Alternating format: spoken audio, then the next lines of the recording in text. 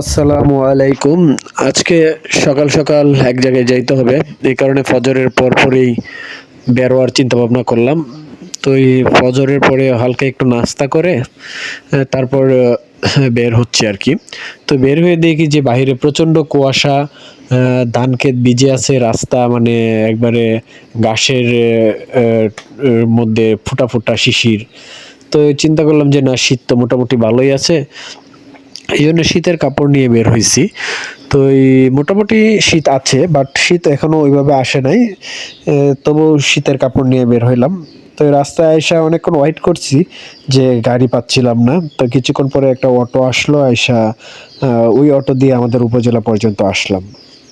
তো এখান থেকে সিএনজি দিয়ে আবার আপনার নান্দাইল পর্যন্ত আসলাম।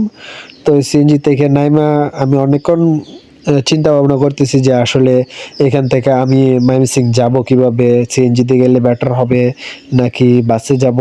তো এই বাসের সার্ভিসটা যতটুকু জানি যে এর আগে ভালো ছিল না। তো একটু সামনে অগ্রসর হইয়া দেখি যে না, একটা নতুন সার্ভিস চালু করছে বিআরটিসি। ওটা দোতলা বাস, একবারে গেট লকই বলা যায় আর কি। কাউন্টার যে যে জায়গায় আছে ওই যে জায়গায় অল্প অল্প সময় থামে আর কি। তো এই বিআরটিসি বাস দিয়া উঠলাম। ওইখান থেকে নান্দাইল থেকে প্রায় ময়মনসিংহ পর্যন্ত 60 টাকা ভাড়া নেয়। কারো যদি মানে ভাড়া সম্পর্কে জানার দরকার হয়, হয়তো বা আমার মাধ্যমে জেনে গেলেন, এটা একটা ভালো দিক।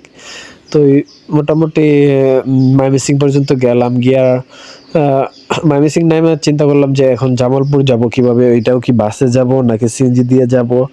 তো এইগুলা চিন্তা ভাবনা করতে করতে তো এক লোক বলতেছে যে ভাই আপনি এখান থেকে চলে যান ময়মনসিংহ বাইপাস। তো এই বাইপাস থেকে ওইখান থেকে জামালপুরের সিএনজি আছে, আপনার হয়তো বা 140-150 টাকা এরকম ভাড়া নেবে, হয়তো বা আপনার জন্য তাড়াতাড়ি হবে। আর বাসগুলো অনেক মানে লোকাল একটু লেট করে আর কি। তো আমিও চিন্তা করলাম যে না, আমারও একটু তাড়াতাড়ি যাওয়ার দরকার, এর জন্য ময়মনসিংহ বাইপাস চলে গেলাম অটো দিয়া।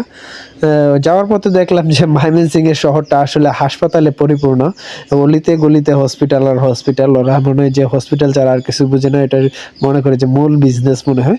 কিন্তু এটা অবশ্য সেবামূলক সার্ভিস, ওই সার্ভিসের জন্য মানুষ অনেক সেবা পাচ্ছে। তো ওই সময় প্রায় সিএনজির কাছাকাছি চলে গেলাম, সিএনজি ঠিক করে ওইখান থেকে জামালপুরের উদ্দেশ্যে রওনা দিলাম। মোটামুটি